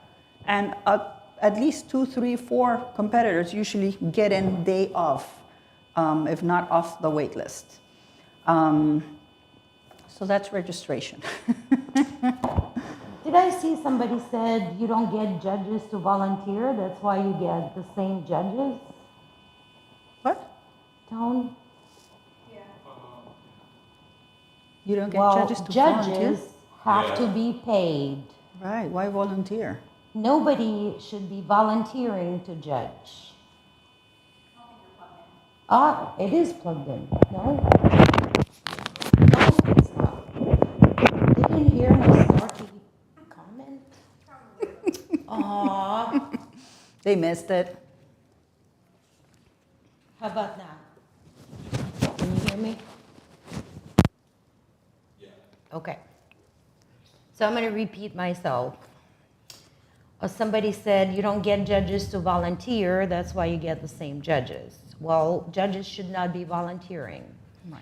It's their job, they need to be paid. It's their expertise, for God's sake. It's their expertise of years and years and years of putting out their own money to be an expert, so they need to be paid. Same thing for instructors that teach. Yeah. Speakers, no one should be volunteering. And if somebody is volunteering, that's undercutting the rest of the judges and speakers. So if a show cannot afford to pay for judges, which I don't think that's the case with main show promoters, then they shouldn't be having the show. Unfortunately, that's the reality of it. So I'm not saying that, you have to pay thousands and thousands. Sometimes you do for whoever you want to get to judge your show, but it has to be paid no matter what. Yeah. Volunteering is not a thing. It's not. A lot of times people are not available. I mean, all the judges have a job. All the judges have their own businesses. Right. They have something going on in their lives. So a lot of times they're not And if- available to judge at a certain show or It's whatever. it's not a job that they have they're not on the payroll. Right, it's not So it's, that's not their job. That's like a side thing that they do It's- because they love the industry. Absolutely. And they're there judging because they love to teach. But then somebody leaves their shops, they lose money Right. to go to the show and judge. That's one thing. And another thing, their expertise and their knowledge Right. have to be paid It has value, of by course. money. Value to that. Yeah, absolutely. Green dollars. Yeah, I That's completely the agree with period. that. Yeah. So, what was the question about the European stuff, Tone? Can you find it? It wasn't a question. Uh-huh. Lulu just stated that we are competing against European. I'm sorry, we're competing against Europe for USA. We need European judges for Open. Yes. Well, I have. Hello, Lulu. Hi, Lulu. I have a lot to say about that. I personally, myself, one of the most frequent judges in Europe. I do a lot of overseas judging. You just came from where and where? More than probably any Yeah. other judge in United States. I just came from Romania and UK. I'm going to Spain. I'm going to UK again. I'm going to Ireland, Iceland, Scotland. I mean, I do judge Groomania. I'm a frequent judge at Groomania. You just judged And Romania last year. 2 times I judged the Worlds. So I do know what's going on there. So my personal opinion, knowing what's going on out there. So I believe in 2017, we did have a completely different format in classes when we were competing. When I competed, it was different. It was terriers, which included all terriers, hinch strip and Right, scissor. you had, yeah, true that, yeah. We wore poodles, of course, Yeah. it's the same class. We were all I other wasn't purebred- born then, but yeah, you told me about it. We were, You said we were going to talk shit, yeah, bullshit. shit, we're This is talking bullshit. shit. We were all other purebreds that included a couple of breeds. It was Bichons, Portuguese water dogs, all other scissor dogs except for terriers. We had sporting, which is the same now. We also had mixed breed class, which is what, salon freestyle now. Right, that was taken That out. was included in points, which Right. is not now. The reason it changed in 2017 for the reason of the format being very similar to European competitions. to worlds, because basically. Groom Team goes to Europe to compete for the Worlds, so it's familiar. Right. They changed the classes, which is great, I think, but they didn't change times. Right. So that never made That never the made change. sense. But I was told that for- was done on purpose. So we have to do a dog in 2 hours, and then when we get there and it's 2.5 hours, we're like, it's not. Some of that's it, not the, I agree. Some of I it- was told that was the reason why they didn't. Well, I was extend told the time. that too, but So- what's not They're fair, torturing us here with the time, basically. no, but what's not fair is poodle class. Yeah. Well, that is. Yeah. So Well, you I got, can't groom a poodle in 5 hours. So, you know, to me, 2 hours, 15 minutes, whatever. It's not going to get done anyway. So, you Well, know. well, first of all, you have to have a lot more hair coming in the ring in Europe, and Yeah. it does get penalized. If If here, you don't have enough hair, you Oh, get yes, penalized. yes. Look at that. Sometimes here you see dogs and you go, what are they going to groom? It's already groomed. not in Europe, you don't. I judge. Right. I know what they bring. Sometimes they bring blown coats and hand strip, which I don't think I don't understand it also right. Right. But I think European Association. Most of the time they bring in blown coats, don't yes, they? I think European Association needs to change the rules on hand strip dogs. Right. And us, we kind of need to change something about the poodle class. Poodle class in this country is big. It's the biggest class. It's always like, sometimes we have like 60 dogs in there. It's Yeah. crazy, yeah. The difference between our poodle class and European poodle class is European poodles are way more stylized. And there's a lot more show trims in the ring, meaning spray ups. Right. So if you go, the ultimate goal is to get on that team and go overseas and compete, right? Our poodle person should be able to do a fancy European trim in balance, which is absolutely very, very difficult. And they're supposed to be able to do a beautiful show trim with the spray up, right? So, and I'm not saying there isn't people like that, absolutely there are, but our rules limit what we can do in the ring. Particularly times. They can also have an assistant in the ring, Of can't course, they? So yes. that's not, For you the don't have one spray up here, right? only. For the spray up, right. So whatever rules I have for my just poodles at PCA is what Europeans do in Europe. Okay, and that's more time, yay. It's more time and it's assistance. Assistant, what about face? You can do face in Europe, Okay, so you can go in with feet and face done. feet and face done. Some competitions, it's different in Europe. Some you can, some you can't. I just judged in Romania and almost every poodle had their face shaved, which is fine. It doesn't bother me if they do the clipper work before they groom the dog. Doesn't bother me at all. The only thing I ask and prejudge if it was them Or that somebody actually else that did it for that them. actually did Okay, gotcha. again. You can't really To trust see how people. clean the clipper work is, I Right, guess. but when you I can't really judge that. trust people 100% Right. because they could lie to you and say, Yeah. yes, I did it, and somebody else, but at least you can give it a chance. I always ask, did you do that or somebody else did that?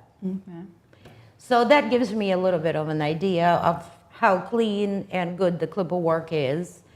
I understand that here in this country, they want to see at least some part of clipper work to judge on that. I Right. also understand that completely, which is fine. But I believe pet trims and show trims should have 2 different time slots. Right. What is the time think- slot for a standard with a continental with spray up?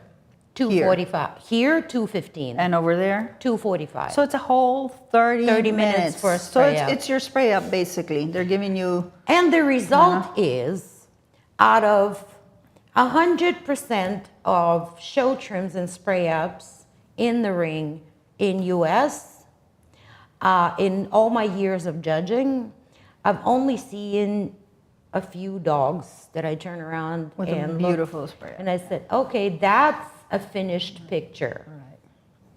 I mean, When it's you hard. come over to those dogs as a judge, most of the time their finish is not there, but the picture is there. Right. So here, groomers, and I feel bad for them, have to choose whether I put a nice finish on the dog or finish the whole picture with the spray Right. up. And do my spray up. But to that's look decent. only groomers that are pros in Right. the breed. Some That's of them that are only awesome somebody. because somebody that- else would not be able to do that. It's only somebody who actually shows poodles every weekend. They're used to doing 4 or 5 spray ups every weekend.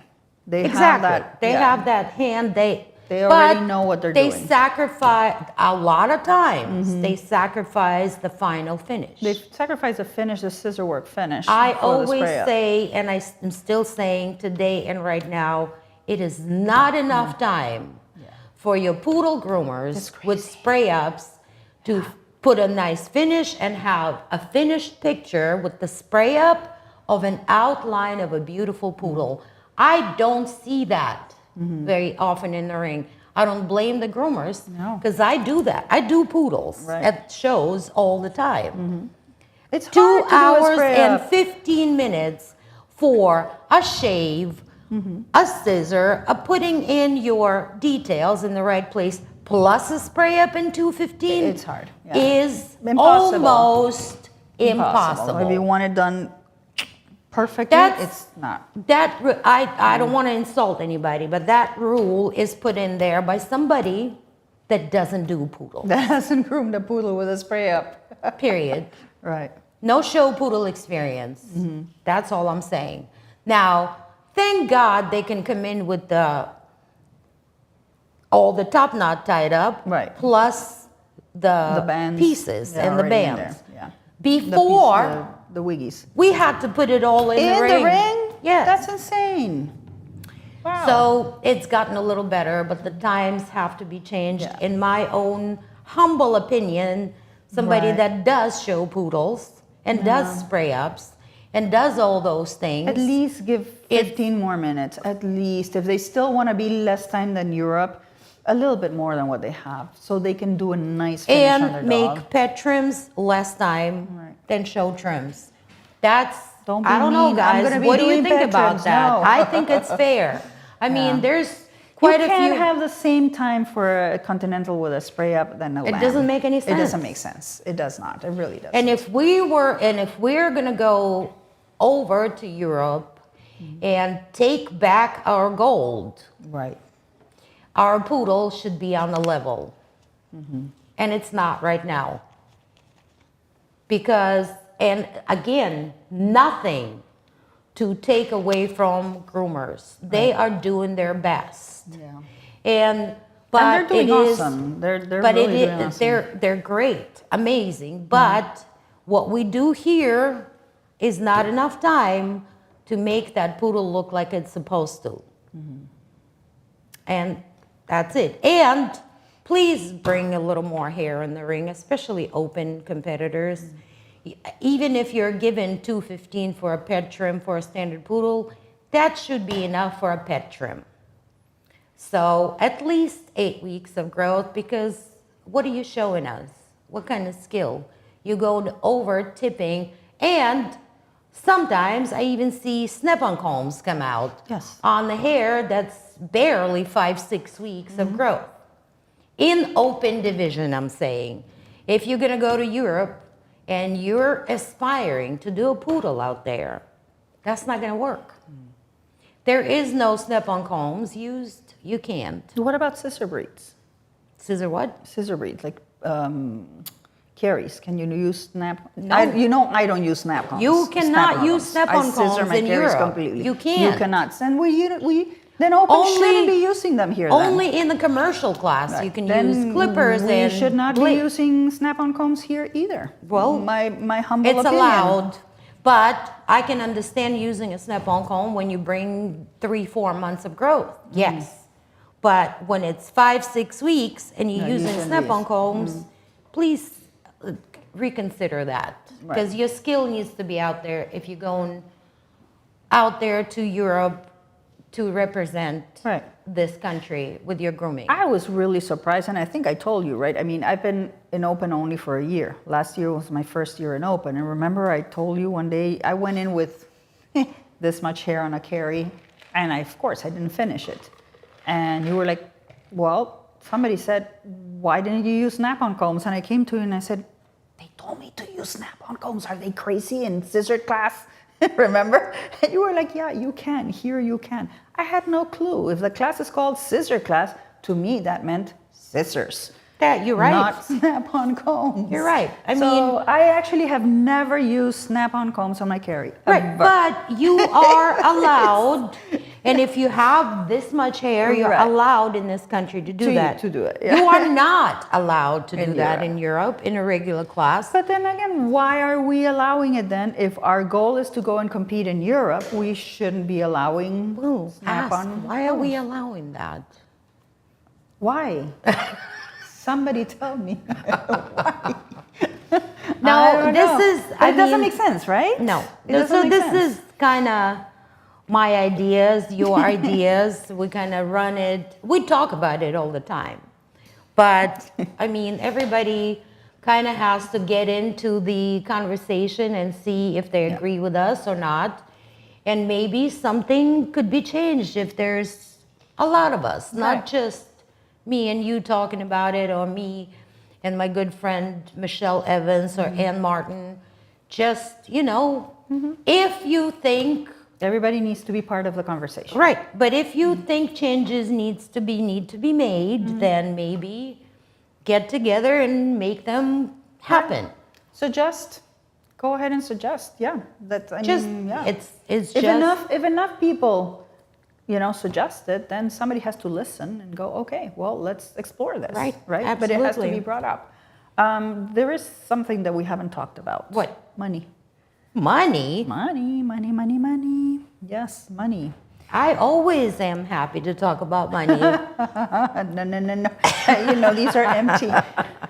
But What? money for grooming competitions, it costs a lot of money, right? Your entry fees, you have to pay for those. If you're getting a dog from somebody, a lot of times people will rent dogs, and anything from $100 to, I've heard, 300, 350 on the other side in California. And for instance, great example. On Tuesday, I'm leaving for Houston, right, to compete at Groom Texas. So I'm not working Tuesday, Wednesday, Thursday, Friday, Saturday, and Sunday. I never work. I'm not working Monday either, right? Tuesday, I'm going to be dead, but I'm going to be at work. So it's all those days that I don't work. I don't have, because I own a business, I don't have the issue that other groomers have, that they're missing out on that money. I am increasing my stress level though, because all the week of dogs I have to groom either before or after, or half before, half after. So the week before I leave is awful, and the week I come back is So it's awful. pretty much a pain in the ass. It is a pain in the butt, right? Then when I started competing, I bought Victoria, right? I got rid of no, I didn't get rid. I gave away my RAV4 and I bought a car that would minivan. fit all my crates, right? Of all the dogs that I need to transport. Buy safe crates for them, right? All my grooming equipment, there's a lot of investment in that. Gasoline to travel. Let me tell you guys something, okay? Gasolina. And tolls. I go get my, oh yeah. This is something that you are Go not going get to my- believe, people. I pay so much money in tolls in the state of Florida. I travel that much that they are actually giving me refunds. So every month or so, I get an email from the toll authority telling me, that they feel so sorry for me that I've been traveling so much, and they'll give me back between 20 and 30 bucks of all the tolls that I've paid. But yeah, gas, tolls. It takes me 2 days to drive to Houston, so there's a hotel in between, right? Then when I get to Houston, there's 4 days of hotel at the show. Plus, of course, food is always, more expensive to eat outside than if you're eating at home, whatever it is that you're eating at home. I mean, there is a lot of investment. Same thing on the way back, another hotel that I need to pay for, plus all the gas. 20 minutes. Okay, 22. so each show costs me about $1,500. And some shows, much more than that. Because some shows, for instance, are in certain areas where the hotels are really expensive. Sometimes the hotel in the venue is ridiculously expensive. We have a hotel in one of the shows that's over $200 a night, right? And you want to try and stay as near to the venue as you can. So it's a huge investment. So last year was my first year competing. So the year before, when I got to open at the end of the year, right? I in front of the sun, in the sun, I went up to open. And I sat down and I did my figures and I said, okay, this is how much I can invest. This is how much I think it's going to cost. I'm going to do it for 1 year and see what happens. I had never been in open. I didn't know if it was going to be a complete flop and I was going to do nothing, or, it was an unknown thing. But to give you an idea, it's about $45,000 that I 50. spent. Yeah, that I spent last year. And that's not counting, there's certain things that you don't even count, right? But what I could quantify easily, $45,000 spent last year competing. Yep. It is an investment. Not that much. Usually when you win, you're like, oh, I paid for a couple of nights hotel. You don't forget it. If you think you're gonna make money and you're gonna, get a ton of money when you win, you get in open, you may, in the biggest shows, get about $300. Right? That's more or less about best in show. Dallas, I did come back with $1,700, so that was really great, and a dryer and a lot of other stuff. But it's not a money-making scheme. Forget about that. Nope. No, it's a lot of investment that you have to make. And there's a lot I come back from grooming competitions. Granted, I'm not a spring chicken, right? I'm a fall turkey, right? But I didn't say it, you did. When I come back, I am exhausted. It takes me 2 or 3 days to recuperate from one of these trips to grooming competition. It's not funny. It's 22 hours driving each way to Houston. And then, wake up at 5 in the morning or at 4:30 to walk your dogs and start prepping your dogs for the competition. Do that 2 days. And then the next day when you're done, you have to drive 18 hours, right, to your first stop, and then the rest of the time home the following day. So that day when I come back, the day after when I have to go work, trust me, sometimes I feel for those dogs and those clients. So I'm going, am I really holding scissors and, and grooming this poor dog? It looks, I'm really, really tired. So those are all things that you have to consider if you're going to be serious about competing at, open level. And again, I don't have a lot of experience because this is going to be my second year. Mm-hmm. That was never supposed to happen. Yeah. Right? I was only going to do it for 1 year, but well, you make plans and God COVID just happened and the worlds didn't happen, and then it happened, and Right. now the Groom Team USA voided a year of points because of COVID, so now you have to compete for the second year. Right. And there's rules, and you follow the rules, Yeah. and you want to stay on that team because you already spent $45,000. The whole effort of last year to get into the team, and then they tell you, guess what? That was all for nothing. year. Guess what? You were happy? Nah, forget it. You have to do it again next year. Yeah. Right? So if you're really serious about competing at open level, you have to consider all this. You have to. It's tax deductible though, because Some of it, not all of it. Not all of it. You some do of not make money competing, you so it's don't. not really that tax it. deductible. Right? Now, I have been lucky enough, like you mentioned, that at the end of last year, Artero offered to sponsor me. Mm-hmm. So they are taking care of a lot of my competition expenses, but not all of them. Mm-mm. It's not like, no sponsor I'm not is going to take care of all of your expenses. They will pay for some of the stuff, not all of it. There's still a lot that you need to pay for, a lot. But if it wasn't for them, I don't think I would be competing this year, truthfully. Yeah. I would not be making that. It's irresponsible when I have, a daughter in college and in vet school that I need to pay for. So but yeah, consider that. It's a lot of money. It's a lot of money, guys. So consider that. But I mean, it is a lot of money. It has to be a passion. Yes, you have to really enjoy it. You have to be hooked on it, pretty much. It's like a drug. But yes. it's a healthy drug, and it's not gonna kill you. It might. Who knows, right? Please mention no sleep. Right. No sleep. Forget that. And I am awful. I need my 8 hours of sleep, or else I'm dead in the God, is morning. she Oh awful my with God! that? My Right? goodness. Try to wake me up in the morning. Yeah. I don't But wake up in the I morning. can relate now. I mean, I'm getting up to your age. What do you mean? You're older than I am. So yes, sleep is important. But It you don't is. get any sleep. No, so, you don't. You're exhausted the whole time you're competing. You are exhausted. So, But it is awesome. And one of the things that I like the best about competing is all the friends that I've made, all the people that I know. It's awesome when you go into a dog show, these grooming competitions that are with the dog show, and you're like, hey, hi, how are you? I haven't seen you since, whatever, and I haven't seen you, and how are you doing? And I personally enjoy that, the gregariousness. You're building a network Yeah. of people all over the world eventually. Yes. Like I can totally attest for that. I have people that are my people all over the world. Right. And that is invaluable. Absolutely, you're right. So I enjoy that. Now, as a business person, a lot of times groomers out there are like, well, but it does nothing for your business. it does. I think it does. It does. All my clients know when I'm out competing, and when I come back with something, I put it in the lobby, and they all like participate, and I tell them, hey, remember I had to move your appointment 10 days? That's why.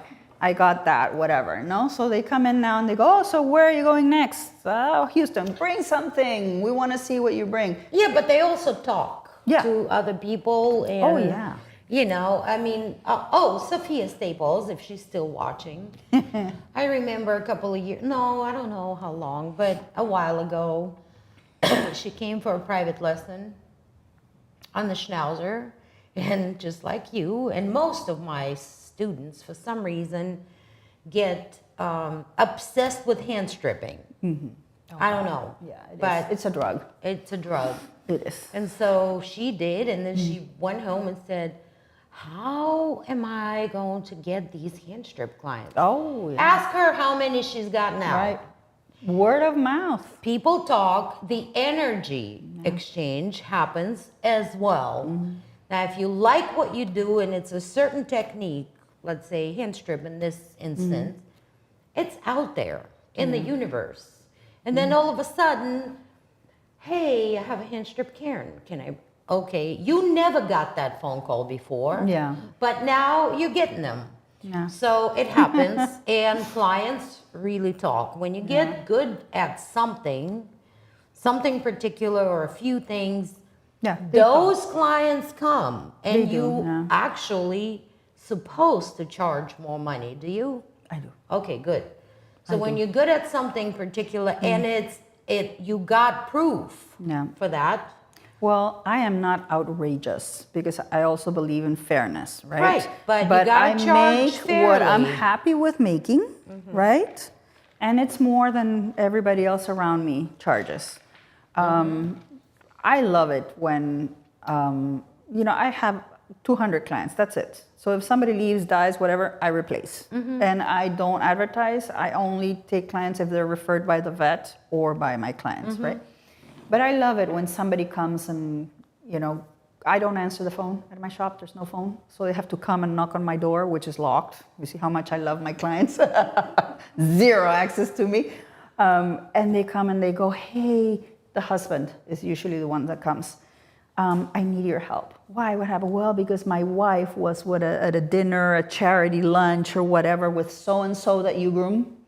And she told her that, you were a competition groomer, an award-winning groomer. And then she came home and told me, why isn't our dog groomed by an award-winning competition groomer? So I need you to please fit me in.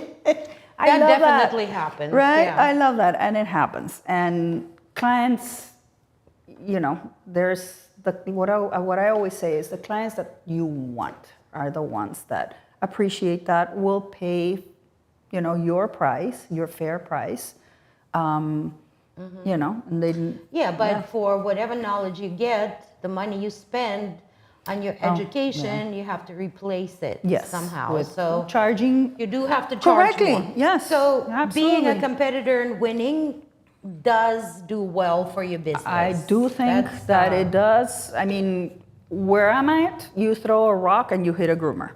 Oh, I know. Yeah. I mean, there's like And your 9 area grooming is salons. not very expensive in grooming either. There's so a ton of it grooming helps. salons around me and a million mobile grooming, mobile groomers going around. But it does help because it makes you different. Yeah. Right?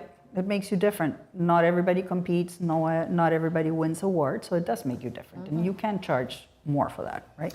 So you guys, we're gonna stay for about 10 more minutes. If there's any questions, don't hesitate. If not, then we'll bullshit a couple more minutes and leave, because I think the rain is done now, right? Hopefully it's no longer raining. It looks like it's no longer. Do you want to go have dinner? And I have to go pick up Lulu's dog. Oh, shit. Yes, maybe Lulu could make dinner for us.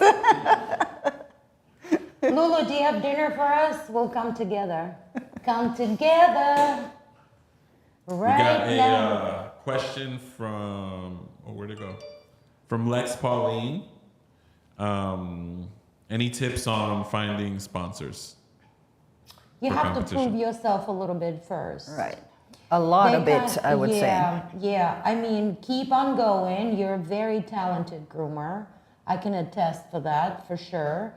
Keep on going, keep studying, keep competing. I'm sure you're going to get some placements out there. Once you have something to show for, you're not going to have any problems finding sponsors. But you do have to prove yourself a little bit. What about vetting them? Like, because you said you were looking for sponsors, and you told her to kind of like. Well, my sponsor, when they offered me this, I was like, oh my God, yes, right? Because I like the company, I like the ethics of the company, I like the people that work in the company. So all that to me is important. Now, if there's a product, even though they're sponsoring me, right? And I'm making little videos about products, it's something that I can stand behind. It's something that I can say, okay, this stripping knife, and they just came out with their stripping knives.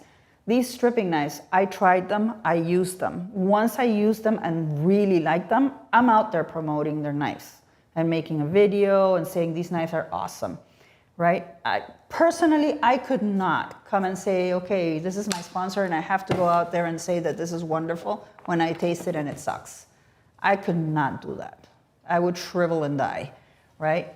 So Actually, the relationship works much better if you do use and like the products of your sponsor and people. yeah, Because people is important. we're a very small industry. If you choose or they choose you and you're not very fond of people or the product, Yeah, walk I away. wouldn't suggest doing that Just because myself. you want a sponsor doesn't mean you have to go with the first one that offers. Yeah. And truthfully, I had a couple of offers that were great, but I just, I really like this company. And I think they have really good ethics behind them. Yeah. Even in their products, they have good ethics behind their products. So to me, that was important, Yep. Okay. Do you think there should be any consequences for holding a spot and not showing up in competition? Yes. They should die. There should be consequences, Yes. absolutely, of some kind. I don't have an idea. I've been thinking about it. I think they should not be allowed to enter the next show or two shows There you because you're go. showing a lot of disrespect for the rest of your co-competitors. I believe you should only enter if you guaranteed have dogs to Right. compete with. In this situation right now, if it was 10 years ago when you can go any day and just enter yourself, Right. that's a different It story. used to be easy, but now it's so difficult to enter. Right now, you have to should be have your sure- dog lined up before you take a spot. Yep. It's not fair. It really. Think about this. I have to drive 20 hours to get to a grooming competition on average, right? Mm-hmm. So if somebody's holding a spot and the day before, 2 days before, they go, oops, okay, no, I didn't get a, hello, Jill, I didn't get a dog. I'm already on the road. Plus, where am I supposed to get a dog last minute? So you need to give people at least, I think personally, at least 10 days before your competition. If you do not have a dog, Cancel it. Yeah. Let that spot go so the next person in the wait list can, In grab this that spot. situation, you just guys have to be courteous to Yes, each other. I think it's, 'Cause it's not easy anymore. It's common courtesy to do that. I mean, we've known, I know competitors that, hold the spot until the day of the competition. Mm-hmm. Sometimes they're lucky they get a dog, sometimes they don't, but it's not fair. It No. really isn't. It's not. Yes. It's There not should okay. be consequences. Yes, well, they shouldn't die, but at least they should. At least I think they shouldn't be able to register the next show. They should be, told, okay, you're being mean, right? What if the dog falls through? It happens, and it's happened to me, where I had a Let spot them in my know. dog. Let Yes. Jill know. I had called a dog, and I said yes. but it fell through. What do I do? It happens. Yeah. But that is different. Fill your own spot back up, Maybe you should knows? have to fill your own spot. Nina suggested, yeah, maybe. I mean, who knows? But it's completely different. My dog fell through, and Or I'm I sitting never here had on a my dog. butt, and I never had a dog. I registered in 4 different classes, and I had 0 dogs. You see people the that. moment registration opens, an hour later, looking for a dog, looking for a dog, looking for this, looking for that, and I'm like, okay, great. Then you see 2 days before the competition, still looking for a dog, and I'm like, let your spot go if you're still looking for a dog, right? Yeah. Next question. Don't get me riled up. Okay, then I guess we're done, Grazia. I guess we're Did done. Lulu ever say anything about dinner? Oh, maybe. She's cooking it right now. Come on, Lulu. I'm waiting for well, a text. I hope Where- everybody enjoyed this, and I hope everybody got good information, right? I hope so too. I mean, There's so many people out there asking about this, and you know what? If you are thinking about competing, go ahead and do it. Please do it. It's, yeah, fun. get your You're feet gonna wet and see learn. how you feel. Do it. Just go out there. I mean, if I could do it, anybody can, right? For Yeah. real. If I could do it, she knows me. If For real. I can do it, anybody can do it. For real, for real. Go out there and do it. You're gonna have fun. It's a different, part of grooming. You're not grooming in your shop every single day. It's something different to do. Lulu said we can order. Come on over. She can order. Yeah, let her order. We're coming. We're coming. Tell her we're coming. We're on our way. So, congratulations on your groom team Thank you. standings. That's a huge accomplishment. I am personally very proud of you. Thank you. Thank you very much. And if you're going to the Worlds, I'm supposed to go. You're my emotional support, Pina. Oh God. So you have to come. I have a couple of emotional support people that are like, we're going to be But there we're for you. not. We don't know where it is yet. So We still don't know. I It's guess still we'll an see it unknown. somewhere on It's next social year, 2024. Yes, And it's supposed to be 2024. around what, August, right? September. October usually, but we'll Okay, see. we'll see where it but, is. you know, the information is going to be out there if you guys want to follow it. It is a very exciting sport if It you're in is. grooming. And guys, it's nice to support your groom team. Who are your teammates right now? Mackenzie Murphy, Lindsay Dickin, and Michelle Breen. Michelle Breen, yeah. Beautiful team. Gorgeous team. So I am the let's newbie. hope- Huh? I'm the newbie in the team. I don't they've know all who the, been in I the don't team. know who the alternate is, I you don't know? But they've been on the team like 980 times. They're seasoned competitors. 980 times. But they are seasons. Can you imagine, guys, me there? And I'm like, the first time I realized I was there, I went to Lindsay and I'm like, oh my God, Lindsay, are you going to Yes. take me? They will love it. Stop. Are you going to take me, please? Stop it. But they are very, very seasoned competitors. And it is my first time, again, my first, year doing this. I'm a virgin. You're going to have a lot of time. Hopefully, it's a fun destination. I hope so. Could we have like worlds in Tahiti? No. Bora Bora? We cannot. We can't do worlds in Bora Bora? No. The Maldives? No. I have several. No Maldives. I have ideas. Wouldn't it be cool though? We had worlds in the Maldives. Lulu. There she goes. We have lunch, dinner. To me, it's lunch and dinner. If you want me to order food, let me know so it's here when you get here. I can order Chinese. Yes. Yes. That's all I'm saying. Yes. Yes, Yes, please. please. I'm Okay, hungry. guys. So there's some ideas thrown out. Just my opinion, Grace's opinions. And guys, if you ever see me at a show, Think about please it. come and ask me. Even if you see me with my resting bitch face? Yeah. Yeah, no, I'm just. It's not a resting bitch It's face. not. It's just focus It's just my face. and tiredness. But yes, it's I'm my, always there. You come can and message me. ask, and I- any. I am not guaranteeing answering right away, but I will eventually. So I you can answer my message me. text. Like Yeah. This. Thank you so much. Thank you, everybody. Have a great night and good. We're gonna go have Chinese at Lulu's. Yes. Have a great rest of the Sunday.